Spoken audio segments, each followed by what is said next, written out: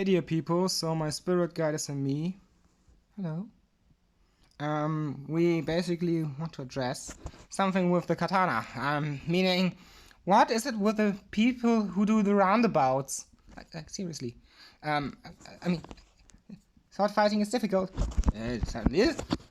But why make yourself attackable? Like on deliberate action. I mean, that's just weird, eh?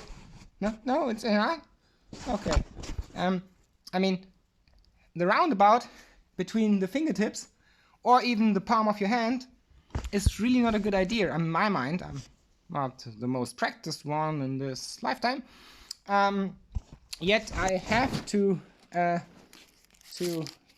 mention that if you try to spin a weapon, except it's a nunchaku or a knife, to a degree, like a butterfly knife, or any of the sort of these weapons, the roundabout is not a good idea. And even with these weapons, it might not be the best idea.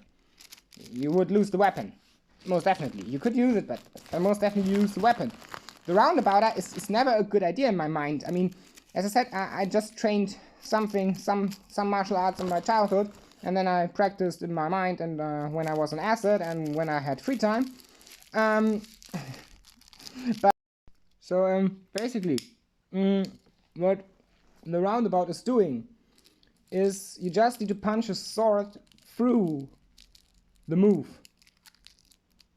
Just punch a sword, even a foot, even in a hand is not a good idea, but a foot. You just need to throw your foot in there on almost every angle, except like two. Sorry, our phone went off. Yeah. Meaning, to discuss the basic technique. As I said, not a skilled craftsman here, most likely. Not claiming that. Anyway, what I mean is, the roundabout. Yes. If you actually want to do something like this, what reasons would it have in a fight? Well, with a staff it's different, but the roundabout's still a bad idea. You would actually need to do it with two hands and calculate that. Otherwise, it just looks like an attack, but any other weapon just disables it, as said. But when we come to the rift, yes, the rift is a very bad idea. And the reason for that is the sword rift, like grabbing your sword, turning it back to you, and then making a schwung besides you or something like it to protect your side or to grab it faster or kill someone and then put the blade back in the shaft or whatever you want to call it. Also a bad idea because any blade just kills your throat. Yeah, exactly. And also your side, your arms, anything. Like the sword rift is basically the same thing, just in reverse. You can't really disable the weapon that quickly, but the movement is disabled or you even lose a part of yourself. So when we are already at this, the flipping sword, yes, only good in my mind if you're on the ground already, to flip it back to you. And that even might not be the best way. The best way might to do a shift, like a U shift on the ground to grab the sword and then turn back up while doing a roundabout without a roundabout. Or actually a roundabout if you're not under attack. There it's actually useful. Point being, the base idea is there are 3 forbidden sins, I mean, in sword fighting. As I don't maybe have much knowledge. So it's a roundabout, it's a sword rift, and the worst of all is the tangle. So when you have someone in a position where you can disable the weapon, get the person to the ground, or if you need to kill, you kill,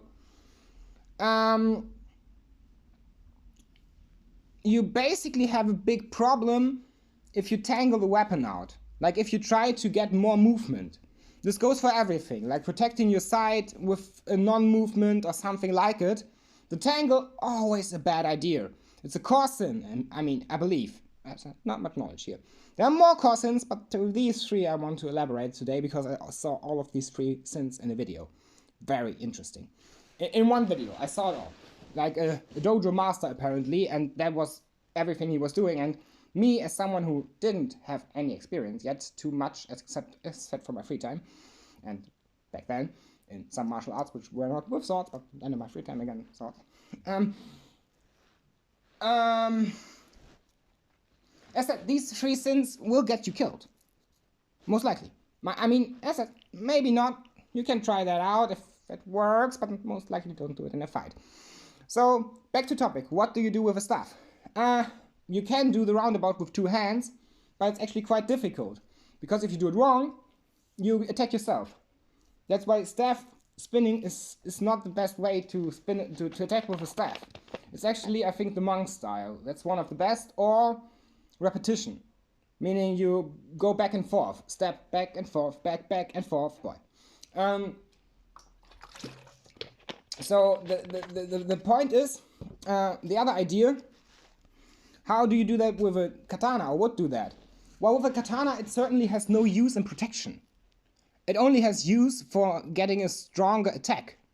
Like if you want to disable the person, their weapon, if they are in a position where they don't grab their weapon, their mobility of attack, with a stronghold, then you can actually disable that easily with something where you put force in, and that's most likely done with something that you spin. But with roundabout, it's the opposite. Your weapon gets even disabled then. It spins back to you, it wobbles, and you're under attack. So, the roundabout, never a good idea. The spinning, very dangerous with a sword, because it can easily cut you. With a staff, not so dangerous, but in a fight, very dangerous, because a sword, you can still cut the enemy. A staff, you actually need force to do damage.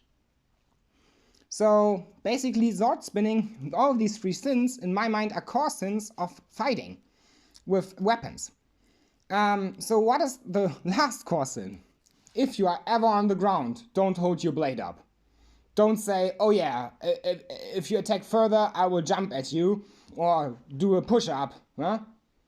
The only thing you could do then is put the blade above you and roll to the side, like Kevin Gates. Thank you for listening.